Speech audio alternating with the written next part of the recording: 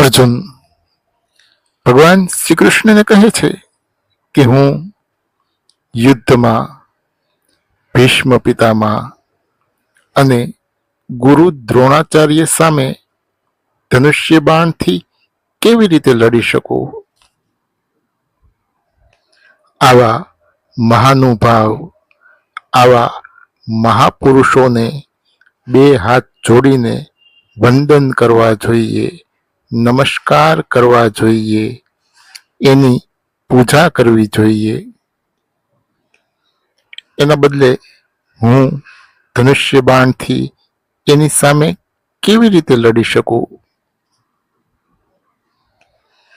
મારા વડીલો, મારા ગુરુ, મારા સગા સંબંધી,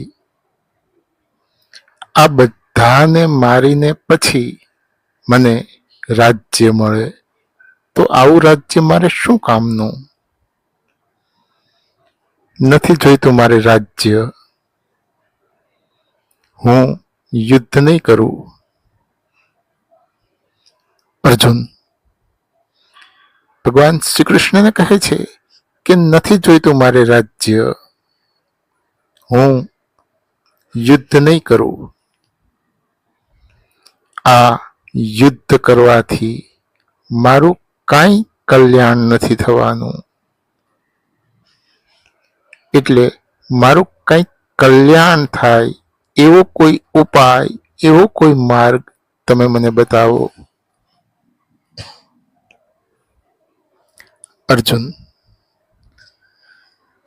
ભગવાન શ્રી કૃષ્ણને કહે છે કે મારું કંઈક કલ્યાણ થાય એવો કોઈ ઉપાય, એવો કોઈ માર્ગ તમે મને બતાવો. અર્જુનની વાત સાંભળી ભગવાન શ્રી કૃષ્ણ હસવા લાગે છે અને હસતા હસતા ભગવાન શ્રી કૃષ્ણ અર્જુનને કહે છે કે તું આવી ડાય ડાય વાતો કરીને જેનો શોક કરવો યોગ્ય નથી એનો શોક કરે છે, જેનું દુઃખ લગાડવું યોગ્ય નથી એનું દુઃખ લગાડે છે. તો વાતો તો જ્ઞાનીની જેમ કરે છે. ભગવાન શ્રી કૃષ્ણ અર્જુનને કહે છે કે તું વાતો તો જ્ઞાનીની જેમ કરે છે, પણ હકીકતમાં જે જ્ઞાની છે એ ક્યારેય જીવતા કે મરેલાનો શોક નથી કરતા. કારણ કે એ જાણે છે, જે જ્ઞાની છે એ જાણે છે કે શરીર મૃત્યુ પામે છે, શરીરને ધારણ કરનારો આત્મા ક્યારેય મરતો નથી. જેમ મનુષ્ય જૂના વસ્ત્રો ત્યાગી નવા વસ્ત્રો ધારણ કરે છે, નવા વસ્ત્રો પહેરે છે, એવી જ રીતે આત્મા પણ જૂનો દેહ ત્યાગ કરી નવો દેહ ધારણ કરે છે, નવું શરીર ધારણ કરે છે. એટલે જન્મ અને મૃત્યુનો શોક કરવો યોગ્ય નથી. જન્મ અને મૃત્યુનું દુઃખ લગાડવું યોગ્ય નથી. જો તને એવું લાગતું હોય,